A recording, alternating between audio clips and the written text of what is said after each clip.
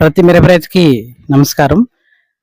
ఇప్పుడు ఎక్కడైతే వైరస్, నల్లి, తామర పురుగు, తెల్లదోమ ఈ సమస్యలు ఎక్కువగా ఉండి ఎంత పెద్ద ముడతైనా సరే, ఎంత పెద్ద నల్లి ముడతైనా, తామర పురుగు ముడతైనా ఇక పీకేద్దాం అనుకునే తోటను కూడా మళ్ళీ బతికించి, మళ్ళీ చిగురిచ్చి, మళ్ళీ కొత్తగా ఉండేదానికి బెస్ట్ మందులు మనకి ఇప్పుడు నేను చెప్తున్న మందులు బాగా పనిచేస్తా ఉన్నాయి.